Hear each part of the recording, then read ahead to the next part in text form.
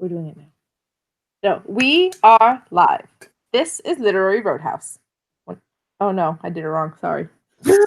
I'm like so overwhelmed by the 10 seconds of silence. For anyone watching this live, please listen to our audio. And the reason you can't see my face is because I am traveling and discombobulated. This is what happens when you're not your usual setup. Okay, we'll do the 10 seconds after, though. We can just do it after we stop the broadcast. There's no reason why it has to be before. So we're live. Will you remember? Yes, I will. Or you will. You guys will remember. Teamwork. Someone must remember. No. It's not.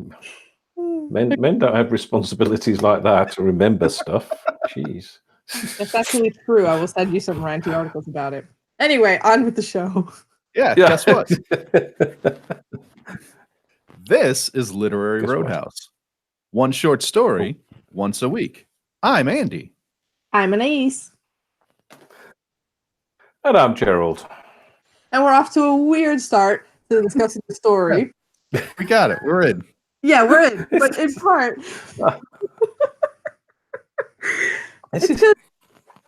I am in the comfiest setup that I've ever had for recording an episode. I was telling Andy this in the pre-show. So I'm traveling. I'm at my aunt and uncle's house. It's like a bed and breakfast that's spilled out of a Home and Gardens magazine. It's a lovely place, but I'm super comfy. I'm in a bed. I'm surrounded by just things that are just opulent and luxurious. And it has made reading the story very hard for me because I was also reading it in this setting and I'm just like drifting off into dreamland. Both times I read it, not because the story's boring, but because like I'm in some sort of cloud. So I hope I didn't miss everything about the story. So, well, a quick cultural question. Mm-hmm. Is comfy an American word? Is it? Do you guys not use the word comfy? Well, I do, but I'm British, so... So why would it be American? No, I mean, is it known in America? That's the question. That's the question. Sorry, yes. I didn't phrase it properly. Yeah, it's super known. Yeah? Yeah. Does it mean... Okay, sorry. Right. Does it mean the same thing? Comfy as comfortable? Yeah, exactly. Okay. It just sounded strange. It just sounded quaintly British when you said it, like some words. I tell you, there was an American I knew once who came across to the UK quite a lot, and he would say, if he was going to go out for a drink, he would say, "Do you want to come for a pint?" And the word "pint" was said in a uniquely American way that really and it cracked me up every time. And he said, "What's wrong?" I said, "It's the way you say pint." And he said, "What, pint?" It just, and he was from sort of Massachusetts, so maybe there's a bit of New England twang in there or something, but it's just strange. So in that respect, comfy just sounded a bit strange, but never mind. I've been up for about 3 weeks solid or something. I'm very tired. Well, I think comfy is a very American word, and you guys stole it. That's my hot take. Yeah, what do you mean?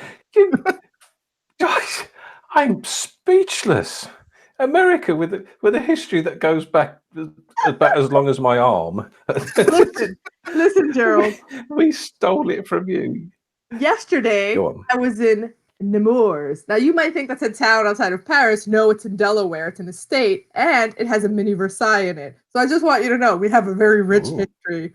Yeah, there's a whole mansion and a garden based in Versailles in Delaware. Yeah, but you're highlighting our rich history of stealing things from other people, which is that's also the British history, though. That's the British history. Is that British history? Well, no, is that Versailles as in the sort of? That's imperialism. That's different. They would have just taken Versailles. Is that Versailles like it? Is it like the sort of Las Vegas Versailles? Where Las Vegas just sort of produces this. We're going to do Venice and then just build this canal system. Oh man, I've seen that canal in Las Vegas. That's crazy. No, this place is incredible. Okay, I have a short story to discuss, but real quick, if anyone wants to go to Wilmington, Delaware, you're like, what? Why would I want to go there? Because the DuPont mansion, which is called the Nemours estate for very legitimately royal reasons, is there. And Alfred I. DuPont, who is incredible, built this place to make his second wife fall in love with him. She had a lot of reasons why that was difficult for her. That had nothing to do with Alfred. That had to do with her very sad life. Anyway, it's a fantastic place. And it's like he was obsessed with being like self-sustainable. He made his own ice cream, his own bottled water, including sparkling bottled water. He made his own, he had electricity. Oh, this was built in 1910. He had electricity, but he also had a backup diesel generator for this entire mansion. It was all self-sustainable, locally sourced like granite for the foundations. And he also put up the first Social Security in Delaware with his own private money before it became into law, because he was just like really not like helping the poor. He just came up with his own pension system. And the foundation he left behind, the Nemours Foundation, runs, I think, 2 children's hospitals and a research center. And the way it's funded is at the time of his death, he owned 8% of the state of Florida. That's it. And it went like, really? And it goes from 40 million to billions of dollars. Just the stuff that learned yesterday at this like very fancy mansion was just incredible. Anyway, I do appreciate that your first 2 examples of self-sustainability were makes his own ice cream, makes his own seltzer water. Like those are the 2 things you need for any civilization: ice cream and seltzer water. Then you're set. Listen, I was really impressed. Also, once you got those 2, then you're sweet. Yeah.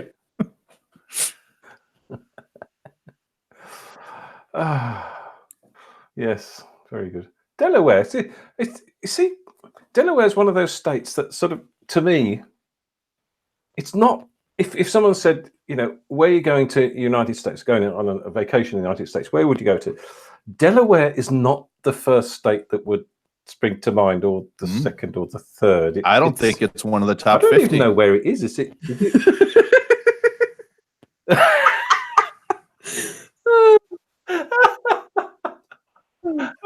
Oh, poor Delaware. What did Delaware? I'm just saying you probably hit Guam first. We all know.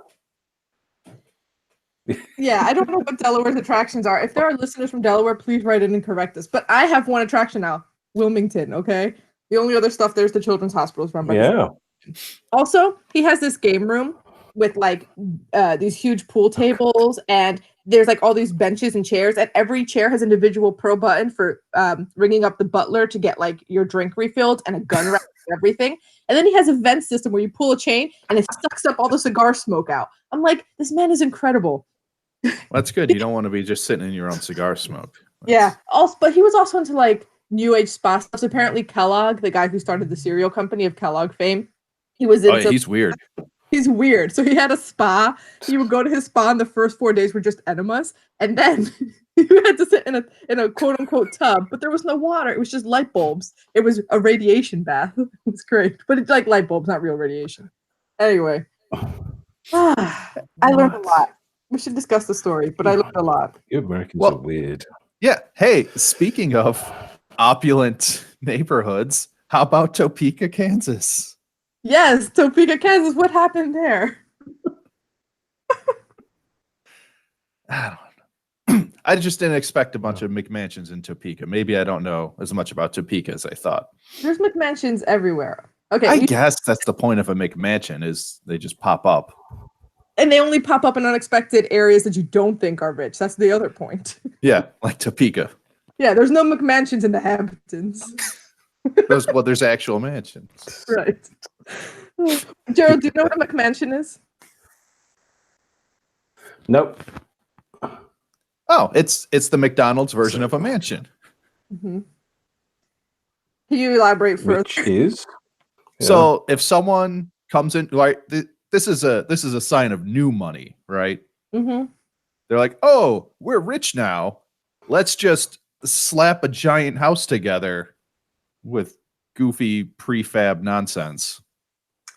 Yeah, the prefab is key. So normally there's like a bunch of them in a similar area, and they're all just massive with like 4-car garages and like a million bedrooms. But they're like copy pasted. Like somebody did like Control-C, Control-V over and over and over around the giant lot.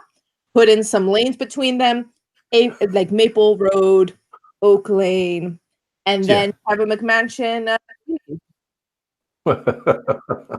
And they don't call real ancient mansions. Mansion Alley. They're a much more still rich but affordable version of a mansion. Thank you. I've You're welcome. increased my knowledge by a very small amount. Very important for the discussion of this story. So why are we talking about McMansions, Andy? Well, because our story opens in a man-made lake in the middle of one of these housing developments full of McMansions in Topeka, Kansas. And our hero, Adam, is monologuing to his girlfriend in the middle of a boat on this lake. And she, obviously, silently slips away and swims away while he's talking. And he's droning on about his feelings and how they wouldn't break up when he went away to college. Then he notices she's gone eventually. Looks around for her, can't find her, finally assumes she swam to shore, and eventually, and with much difficulty, he pilots the boat back. Now, no longer confident that they won't break up when he goes to college. Eventually, and with much difficulty, he sneaks into her room to make sure she's okay, only to discover, oops, he broke into a stranger's house because all of the houses look exactly alike, because all of the people are also exactly alike, living the exact same lives with little cosmetic differences. Eventually, and with much difficulty, he escapes from the stranger's house and finds her actual house, which has his car parked out front, which I thought would have been a good sign that this was the right house. Okay, but he came in through the back. Continue. Yeah, I don't know. You could have looked at his car. All right, continue. He discovers that she did, in fact, get home safe, and she was standing there waiting for him. Although by that time, he's less concerned that she got home safe and more concerned about his big debate tournament tomorrow. They talk, and she tells him a story about how her now depressed stepfather used to monologue during dinner and answer his own questions, to which the answers were invariably Ross Perot or China. One day, tired of being a passive recipient of the conversation, she sneakily snuck away, thus embarrassing her stepfather. We know that this is the major theme of the story because it's the title, and in a move straight from the Edith Wharton playbook, the author explicitly highlights the analogy between swimming away from the boat and sneaking away from the table. Yes. Oh. When that happened, I was like, really? All right, continue. After she tells him this story, the two teenagers make out because they're teenagers. And then our hero decides to rub his girlfriend's eyeballs through her eyelids so that they could share the weird migraine light patterns he sees sometimes. Eventually, they don't have sex, so he drives home listening to Tupac. Nice. Okay. Yeah. Let's start like we always do. Okay. So that was. Yeah. So Gerald, did you like this story? I did like this story. I was a little bit confused at the start at what was going on, and there's a weird bit in the middle where he seems to be floating up above the houses, and we'll probably get into that in a bit. But I very much enjoyed it. It's an interesting project. I think there were some things that didn't translate to a sort of British point of view. Principally Ross Perot and China. I don't really get the significance, but which is kind of a shame because that's what it's called. But yeah, I enjoyed reading it. It's a very good book, a pretty good story. Yeah. Andy, did you like it? No, not at all. Wow. Okay. Cool. It was just meandering nonsense, and I didn't care about anything that was happening or anyone that was doing anything. And if the point of the story was the weird slippy thing, then why did we spend so much time in all these houses that look alike? And why was it so important that it took you like 3 paragraphs to start the boat? Like, I don't, just do something. Do one thing and make me care about that one thing instead of doing 7 things I don't care about. Okay, well, you're wrong, so that's great. Okay, so I like the story. I think it has a few things going on, but that's fine. I agree I didn't care about any of the characters, but I don't think you're supposed to. Like, it's really not about them. It's about the themes that Ben Lerner is exploring. Anyway, so I like the story. Going to the Ross Perot and China thing. So I think the story's taking place in the early 1990s based on like all the different characters that I mentioned. I think Bob Dole's also mentioned. Ross Perot was a third-party candidate. Ultimately did not win because third-party candidates can't win here. But he was very popular and very anti-free trade. So this was at a time when a lot of people had anxiety that the Asian countries, especially China and Japan, are going to take a lot of manufacturing jobs away from the United States. And China was a big anxiety then, as it is now.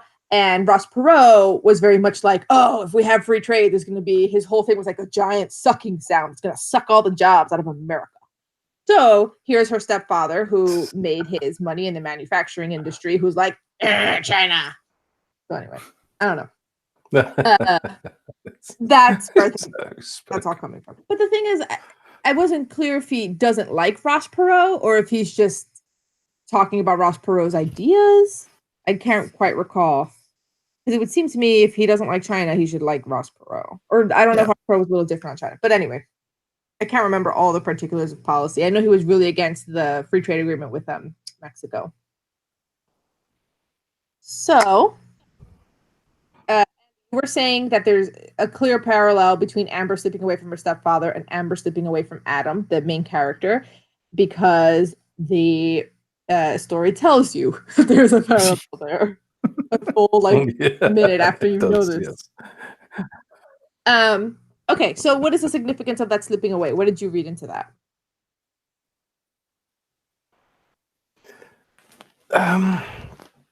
Yeah, it was kind of interesting because there was no, when she slipped away, there was no sort of, and that's probably the whole idea of it. There was no idea. You were given no clue as to whether she had slipped away, whether it was some sort of dream sequence, whether, what the devil was going on. There was sort of no idea what had actually happened. And so it was kind of nice that when he caught up with her again, that she told him this story about slipping away, which then sort of resonated back to the beginning. I'd agree with Andy that I think there's not a lot going on for a lot of words, but actually it was still quite. I still enjoyed reading the words, so it's quite nice to see someone. It's almost sort of stream of consciousness. It's almost just talking about what's going on and what's going on. So that was sort of quite enjoyable. But I didn't get anything else from the slipping away. Andy, did you get anything from that? I mean, I took it as whatever the guy she was slipping away from was talking about was nothing that actually concerned her. And that guy just likes talking for his own reasons. And she doesn't need to be part of this, so she might as well leave. What does that mean? I don't know or care. So I think there is a little bit going on here because there's a line that I need to find it, but he talks about how like you don't know what's going on in other people's minds, because the other things that come up are the phosphenes, like when he's pushing on her eyeballs and the things that you see behind your eyelids. And you don't have to get a migraine. You don't have to get hit in the head to see it. Like if you close your eyes right now and you really pay attention to what you're seeing, you're going to see those little light, right? And I think when he mentions how there's really no way to know if people are seeing the same thing that you're seeing, no matter how well you try to explain it. And when people try to draw it, it just kind of looks like cave paintings. There's something sort of weird about it. And it's really hard to grasp exactly what it is that you're seeing.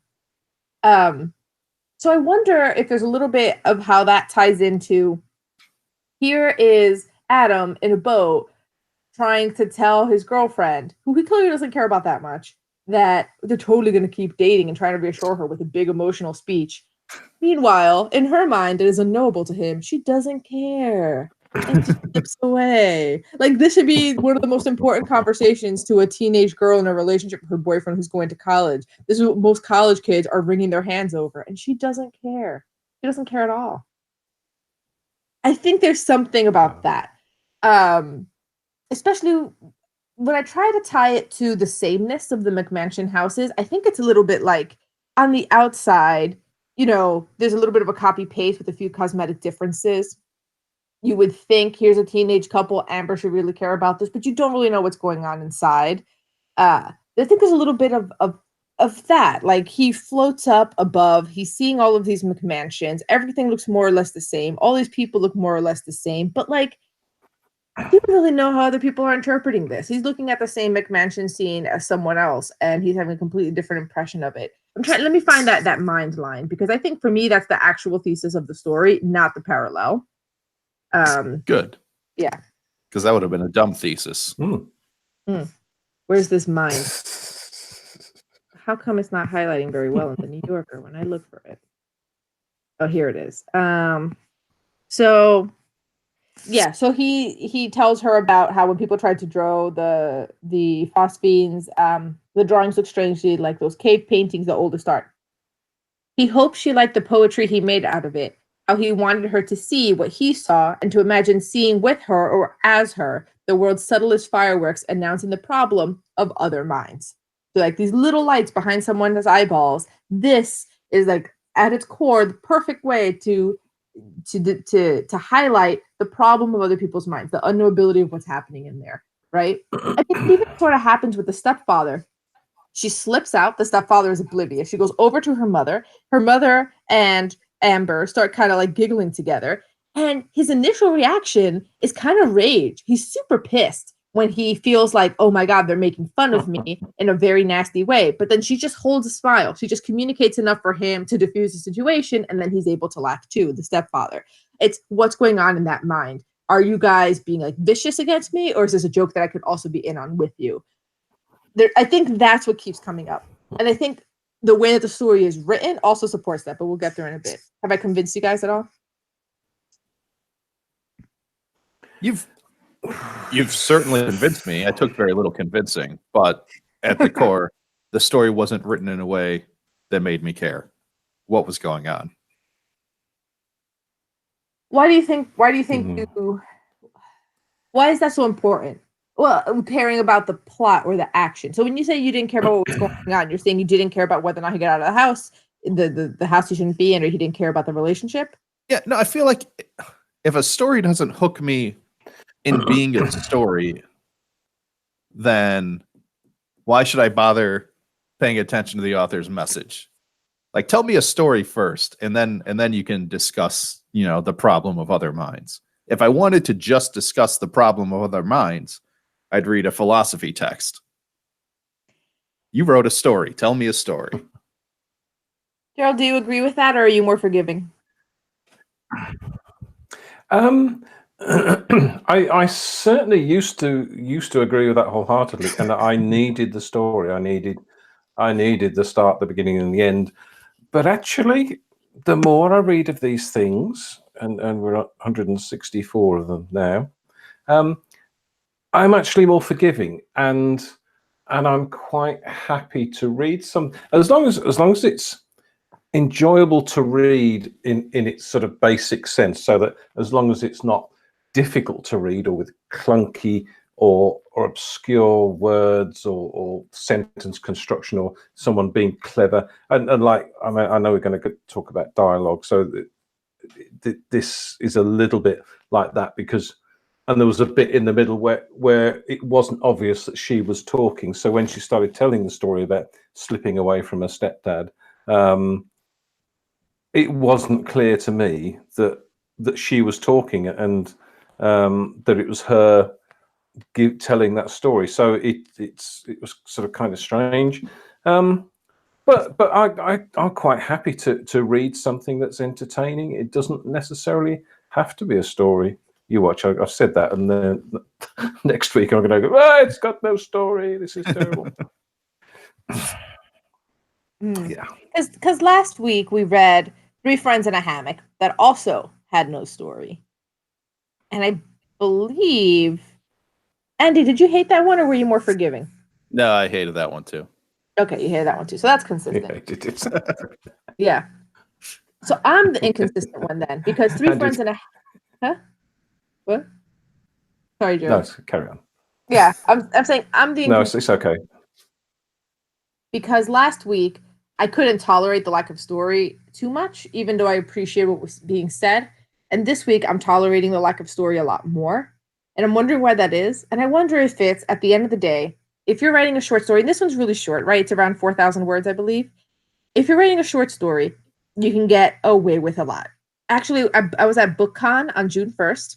And at BookCon, I was in a panel, and one of the authors was saying that she thinks there's gimmies that you can ask for from the audience. So like the gimme might be, so like the different panelists, different authors said, oh, the gimme that one of them did is she goes, I work very heavily in tropes. I have vampires in New Orleans. Okay, that's a gimme that I need the readers to just give me. And then I can tell the story that I want to tell within that trope. Another author said, oh, my gimme is I have a romance where the male lead is dead throughout the entire story. It's really hard to get people to invest in that early on when he's dead, like from the beginning. So they were explaining what that is. And I think when you're writing a short story that has no plot, that's a big gimme to ask. And the ideas that you're exploring better be really good, right? And what does that mean? That's so subjective. So for me, for Three Friends in a Hammock, where it's like, love, is it real? Is it not? Do we just think we're in love? Are we bitter because we're divorced? Are we not? I'm like, yeah, I've been there. I've had those thoughts. I'm over it. Like, I think that's why I wasn't as into it, because I didn't feel like I was getting anything out of it.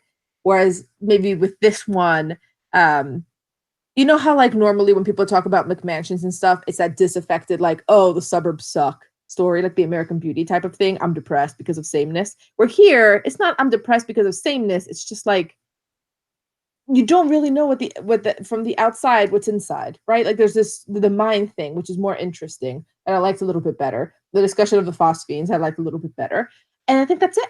I think if you don't have a plot, you better be exploring something that's interesting enough to the reader. That's my monologue. Yeah, and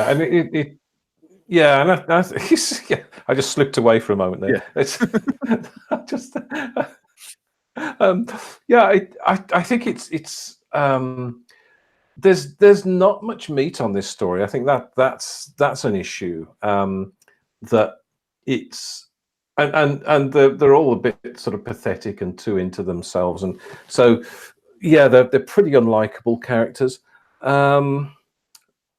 But I don't know why I particularly liked it. I liked your gimme thing that you said, because last night I watched with my partner. I watched Deja Vu with Denzel Washington, which is a whole sort of time travel-y wormhole bridge thing. And I said, look, it's a time travel thing. There's parallel timelines. You have to accept that you can look across between two timelines and they proceed in parallel but 4 days apart. You have to accept that. Once you accept that, then you can enjoy the story. And I think there are some films that you think, this can't happen, this makes no sense. But actually, if you just accept it and go with it, you get a lot more out of it, rather than just railing and complaining that it doesn't make sense. And I think this story is a little bit like that, it's if you accept that there's not a lot of sort of interesting plot, then it's an interesting piece of fiction, I think. And I think whether or not the characters are likable is another one of those things that just comes down to a matter of opinion, because I didn't find them pathetic or unlikable. I found them young. Not that's the same thing. Those are just you know, Adam seemed perfectly fine. Amber seemed perfectly fine. They're just two teenagers who aren't gonna get, like, they're not like, you know, oh my god, we're gonna be together forever, we gotta get married. Like, they're not there, and that's fine, and that's great, and you know, move on with your lives. I didn't find them pathetic. I like that one line about how when he's running out of the house, his body was grateful to have something to do with his adrenaline. Like, having had that feeling, that was great. It was just, I think those little moments, if you have the little moments that the reader can connect to, where they're like, that's true, I've been there, it saves a story from that huge gimme of this doesn't have a plot. Yeah. I feel like in hindsight, now I liked Three Friends in a Hammock more, because as much as I didn't like it, at least it was really only doing one thing I didn't like. And this story had like 4 of them that I didn't care about any of the 4. So it's like, oh, here's the boat adventure, and then here's the sneaking into the house, and then make out with your girlfriend, but first listen and rub her eyeballs. And here's a story about my stepdad. Like, just, I don't know. If you had picked one thing I didn't care about, I could have at least muscled through that. And they're like, okay, that was a story about this girl who swam away, and then she told a story about her stepdad that explained why she swam away. Like, that was boring, but it's done with. Instead, I had this whole, I don't know how to start the boat. This is a confusing. Oh, I'm not like other Midwestern kids who know how to start boats. Yes. But isn't it a series of scenes that are depicting the underlying theme? So maybe, but it's a series of scenes that are dumb. He could have made the plot arc being Adam's journey from wanting to be with her in college to not wanting to be with her anymore as he learns things and matures. But because he goes from I want to be with her to I don't want to be with her within like half a second. Yeah, because she embarrassed him on the lake. Which, yeah. Also, he's a teenager. Go ahead, Joe. Yeah, and that's because that's the whole thing. To me, it's a series of sort of connected incidents in that the same characters are involved, and the whole sort of the whole sort of point seemed to be she could slip away from him in a boat the same way she slipped away from her stepdad, and that's really it. Apart from these, and yeah, I stick by what I said, that it just seems a bit ridiculous and a bit so what-ish. Didn't really enjoy. I mean, although I enjoyed the writing, I didn't really enjoy what it was telling me. Yeah, and that's fair. I liked it. Even when he explains the analogy that everyone got immediately. Right. And should have got immediately. Incredibly clear analogy. Yeah. Also, Amber's a ninja. Why is that the focus of the story? So she works out real hard for that in dance class and in top athletic form, specifically to enable her to sneak away. Yeah. It's clearly a hobby of hers, isn't it? Mm-hmm. So let's talk about the writing style a little bit. Because, you already mentioned how he just like launches into what you find out later is dialogue without signaling it. So let's talk about the writing style. What did you like about it? What didn't you like about it? I think especially if... Oh, go ahead, Gerald. Go. All right, well then I will go you ahead. go ahead. I always go first. Okay. Especially if people are saying, such little things, and if you break it up in dialogue, sometimes that can make the story feel stilted. So for the most part, rather than calling out his little dialogue, because most of it's inside this one kid's head anyway, when he does start saying things, it just includes what he says into the narration and incorporates it. So it's a little more pulled back. You're not so much in his head. You're having the dialogue narrated to you. But it didn't like lose me or anything. I was still on it. The only part that got a little weird was Amber's big monologue, but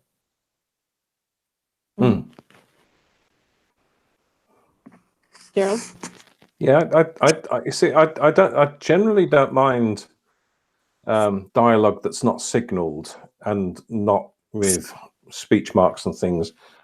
But I think with this, the fact that the author launched into her big monologue about the stepdad, there was no signaling that at all. And so I had to stop and read back and try and work out who's telling the story. And so I think then the author's trying to be a bit too clever, which is a bit harsh because the guy's dead. But yeah, it's I think that's a style thing, isn't it? You sometimes read stories that are very stylish because it's, ooh, I've got my dialogue running in amongst the exposition, and isn't this clever? And you have to work a bit harder. But actually, it's a bit old now, and I think people would stop doing that because it's not that clever. Whoa. First of all, wait, who's dead? The author. No, he's not dead. Ben Lerner? He is. Are there? He doesn't seem dead. He's not dead. Is there one dead and one alive? Oh, I think. The internet doesn't say he's wait dead. a minute. This story was published last month. No, sorry. Okay. I mean, he could have died. I'm we don't thinking of know. somebody else. Sorry. I know. I suddenly was like, wait a minute, did he like die in a horrible car accident? Because he's still fairly young. He's 40. He just died in a boating accident. Yeah, he died in a boating accident.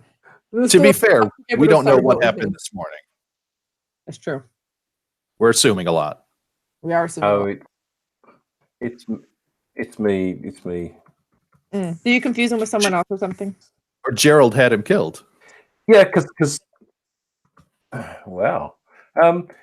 the story I've chosen for next week has an author who's died. So, but it's just being published. So yeah, sorry. Oh, so you just assumed all authors have died. Yeah. Well, I mean, for YouTube purposes, we're watching this on YouTube. He is not dead. For the podcast, we'll just cut out this dead conversation because it's a little ghoulish and Ben Lerner is fine. Yeah. But I know. But yeah, it's certainly not helped by a 2-second delay on my end. That makes it a little stilted, but come the podcast, it'll be fine. Yeah. Well, unless something happens. Yeah, we have the backup. Mm.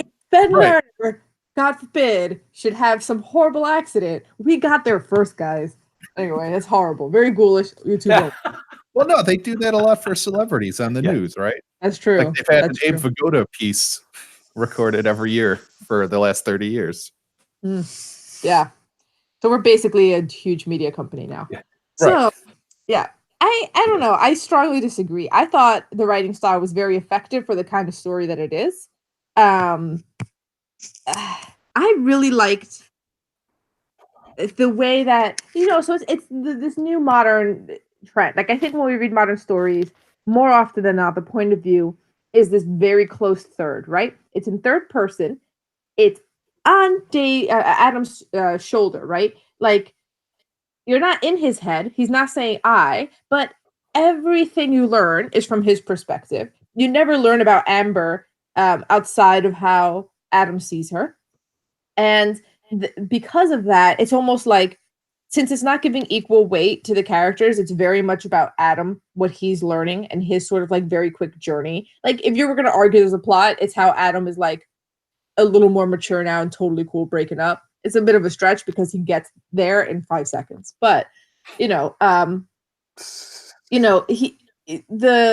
fact that it's so close to him helps you focus on the themes, I think. It helps remind you, this isn't really about Amber slipping away from her stepfather. Do not think that this is about a dysfunctional family. We do not care about what happened to her biological father. She doesn't even give him an answer when he asks. This is about Adam. She does give him an answer. We just don't hear it.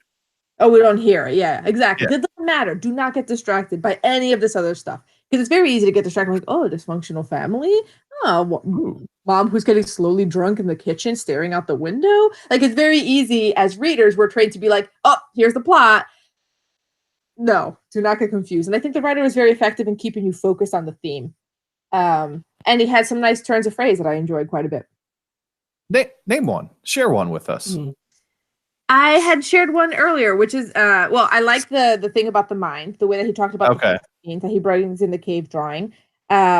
Which was the one that I mentioned earlier that I need to find and read.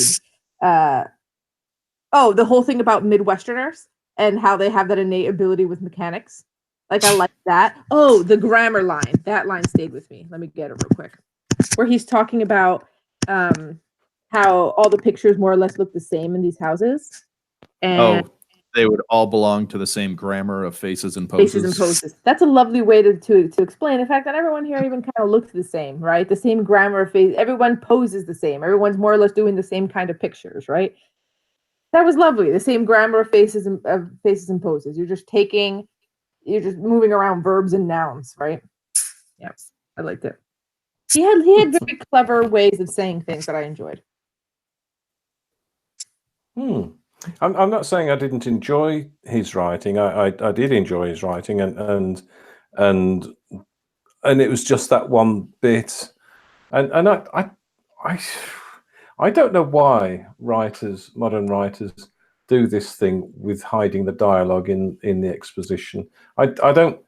It's so right. So you don't think it's a problem that this happens with modern authors?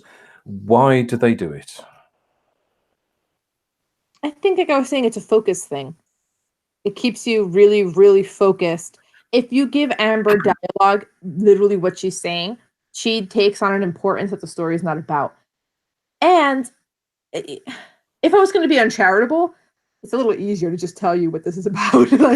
But the more charitable version is you can add more color. Like if it's a story that's less plot and it's more about the theme that you're exploring, if you're summarizing a narration and not doing it verbatim, you can add color to that narration. You can put in all these little insights that's coming from your focus character that you can't really do if you're doing verbatim dialogue. But then when he does this monologue, this Amber monologue, it's in first person. So I suppose that was a signpost, really, that it was different because everything else is in close third person. But it just for that first sort of few sentences, I didn't know who was saying that, and so I had to go back. So I don't like having to go back to work out what's going on. You're right. I didn't even notice that slip into first person. I didn't. It didn't really bother me. Like, I'll admit, when I said my stepdad, very quickly, I wait, is this Adam's stepdad? I was like, no, Amber's here. Like, it took me like half a second to just be like, that's still Amber. It didn't bother me as much. Yeah, I'd say of all the things that bothered me in this story, that wasn't one of them. I can see how the switch feels sudden and jarring, but yeah, like we've said, I've read 164 short stories and I've seen people do weirder stuff, so I'm like, 164 short stories later, this is not the biggest thing. Yeah. Okay. So, do we have anything else we want to say? I feel like we've really discussed the story. I feel like I have valiantly defended it, and it's actually made me raise my rating. Oh, good. Whoa. I'll lower mine in response. That's cheating. And you know what? It makes me want to read more Ben Lerner stuff. I want to know what else is going on in that mind. I like this thing a lot. I've got some bad news for you. I heard he passed away. Oh my God. Stop it. No, we can't edit because we got a great callback joke. Look what you did, Andy. Yes, that's right. Yeah. All right. So, Andy, where'd you lower it to? You should have raised it. I convinced you. No, you convinced me that the themes made sense, but you still didn't convince me that I cared, which is really, that's the level I want to engage a story on. Do I care what you're talking about? I didn't lower it in response. I lowered it remembering Three Friends in a Hammock, which I believe I gave a 2. So I will give this a 1.5. Wow. What the hell? I don't know. I like Three Friends in a Hammock more. So if you're going to do a story I don't like, do it with one thing I don't like instead of 4. For new listeners, rate from 1 to 6. I'm giving it a 5.5. I was coming in at 5. I raised myself up a bit. I think it was, I don't care that there's no plot. And I thought the themes that were explored were good. I thought the writing was smart. The focus was great. And there was cute little turns of phrases in there. So. That's way up there. Like, I'm not here to judge your judgery, but you've rated some pretty good stories at 5.5. I know, but here's the thing. This also does legitimately make me want to read more Ben Lerner. That's huge. If I want to read more of your work as an author, good job. All right. Okay, Gerald? Yeah. I don't particularly want to read any more from Ben Lerner. But I'm kind of scared to go to sort of Andy's level because that's really bad. So I'll chicken out and go 3.5, which is still pretty low for me. Yeah, that is low for you. You're very generous usually. Yeah. Yeah. Coming out of 5 originally, now it's like, no. I gotta stick to my convictions, especially if you find it's gonna sit here naysaying. Okay. 5.5. Is it game time? I think so. Yeah. What are we submitting for next week, my friends? Okay, for next week, I am submitting, also from the New Yorker, Escape by John Lerner, who I hear has died, which is quite sad. I'm not laughing at his death, merely at our confusion. Please let his family and friends know. I have nothing but sympathy. Yes. So I'm submitting Mr. Salary by Sally Rooney. So Sally Rooney, there's a recent profile, I forget where, that was saying how she's like the first real great millennial writer of this generation. I'm like, really? Okay, let's read some Sally Rooney. Mr. Salary. All right. So for the game, at first, keeping in the themes of the story, I was going to make a quiz based on things that annoy Andy, but that proved much too difficult. So instead, I made it that one. It's a short game, one question only. It's based on the most important thing I pulled out of the story. Wow. So, are you guys ready? I guess. Tupac Shakur released 11 studio albums. How many of those albums were released before he died? 8. Always with the death, Andy. Always with the death. I don't know. I only vaguely heard of the guy. I'll go 6. All right. I was going to say Gerald's at a disadvantage because a lot of the studio albums just weren't released in the UK. But also I figured, even if they were, you might be at the same disadvantage. So, so you said 6 and he said 8? Let's hope it's not 7 or you're screwed. Gerald is actually closest. It's 4. 4 of his 11 albums were released before his death. Ow! One was recorded before his death and released afterwards, and the others were all from after his death. Because Tupac's actually alive. Everybody knows this. I'm just saying that's a lot of albums. Most of his albums, by far, were after his death. I mean, everyone knows he's alive. It's probably one of the best proven conspiracy theories of all time, right up there with Elvis Presley still alive. So, well, I mean, he was still alive for a while. He's certainly dead now. So did he? So did he record a load of material that they then released after his death? I don't know. I guess so. There's one album that was actually finished before he died and was just released afterwards. But the others were, I guess, based on bits and parts, or like he recorded some tracks and then other people filled in different tracks. Like a Christmas album and that sort of thing. Tupac's Merry Christmas. Mixtures of things. I would love to hear Tupac sing White. Somebody make that happen. I'm sure it'll be out this year. Yeah, no problem. All they got to do is just find him. He's out there somewhere. So what are we reading next week? So next week we are reading Escape by John Lerner. Okay. But before you go, tell us why you think this story is called Ross Perot in China. Reach out via our Facebook group, Louis Roadhouse Readers, or on Twitter at Lit Roadhouse, or our website, louisroadhouse.com. Google is your friend. All those links are there. Do you worry that no one else has the same thoughts and visions about novels as you? Join us on the Literary Roadhouse Book Club, where we discuss a novel each month. See how our unknowable minds compare. Lastly, this story reminded us that with just a little bit of startup money, you too could have a cookie-cutter McMansion. Support a McMansion dreams and podcast expenses at patreon.com/Literary Roadhouse. Every bit helps. As always, share this podcast with the rambling stepfather in your life. Until next time, read a good story.